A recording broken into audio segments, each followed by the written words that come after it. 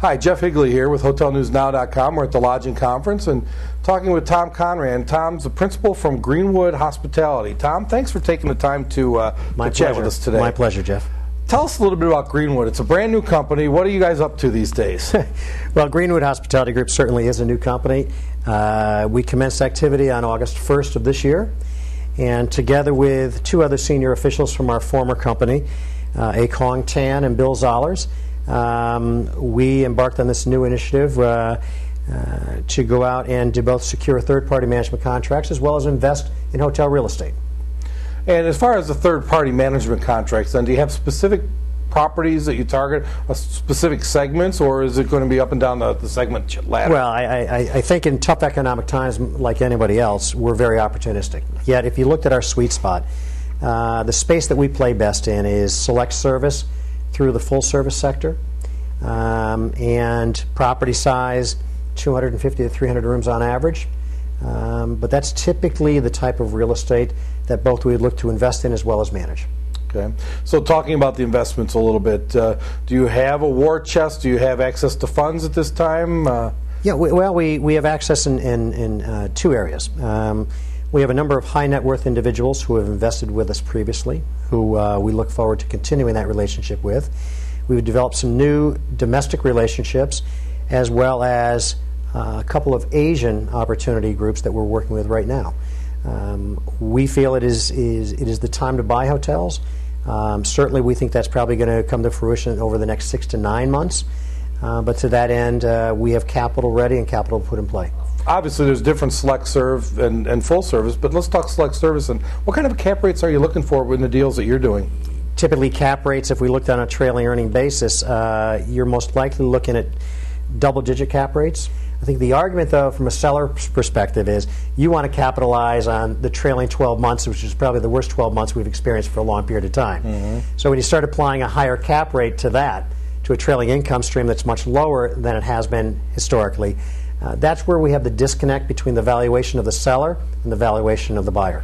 And obviously, that's a huge disconnect that's industry-wide right now. And is there a way to determine that valuation? Is there an easy way? Well, I think the easiest way. I mean, we all invest in the hotel industry for nothing more than returns. I think the ego play has pretty much divorced itself from hotel real estate activity. So to that end, if we're looking for returns on the real estate, we need to better understand where have the trailing 24 months of activity been from a net operating income standpoint, and then we need to project forward for 5 years and project out what we see in the landscape, and then look at returns over that period of time. And the expectations right now for just the hotel industry in general from investors, I mean, these people are looking at it because they see obviously an upturn coming.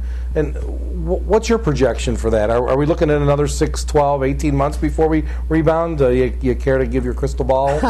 Well, my crystal ball is as good as anybody else's. I think that we're not looking for any what I'll call sustainable growth for the first 6 months of next year.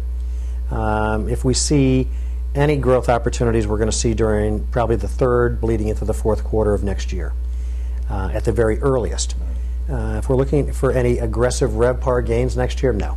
I think it's going to be status quo.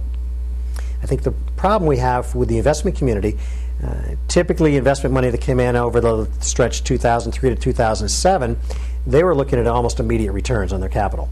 Today, if you're buying low and you're buying into an economic cycle which is probably at the bottom or just about at the bottom, there's going to be a period of time to carry that asset until the market grows and until we recapitalize the asset and put money into it and increase the physical characteristics. So there's going to be a carry time. So your returns are not going to be immediate. So if you're placing money into hotel real estate right now, I think you have to be a long-term player. Days of old, you hold 2 years, you sell at a low cap rate, you get a 25% IRR. I just don't think that's going to occur right now. How about challenges that you face or that the industry faces for the next 6 to 12 months? Does anything stand out? Well, I think our challenges are everyone's challenges. We've talked for the better part of a year now about cost containment. You can only contain so much cost. After you put those operating initiatives in place, you need to move on. So certainly we'll focus on cost containment programs, but at the end of the day, it's all about market share, in our opinion. I don't think you're going to save your way to success. I think that you have to grow your revenue stream. And if the piece of the pie, and that being demand, is not growing appreciably, you just have to better understand who your competition is and how to penetrate that competition to a greater extent. Okay.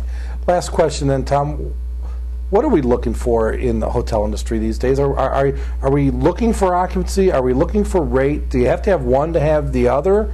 And can we get the rate back? I believe that our occupancy levels will come back to a greater extent and much faster than our rate growth. To that end, occupancy puts a burden on a hotel because now we're making up more rooms. There's more cost associated with it. The challenge we have as an industry, I think, is much more on the rate integrity side, and it's building and sustaining rates and bringing it back to the levels that we once experienced in 2005 and 2006. There's nothing like the flow-through of additional dollars on the same room. So to us, and the industry, to us specifically, and the industry more generally, I think that rate integrity is an issue that we need to focus on more and more and more. Tom Conran, principal of Greenwood Hospitality, thank you so much for taking my the time. pleasure. I appreciate it. Thanks so much, Jeff. Thank you.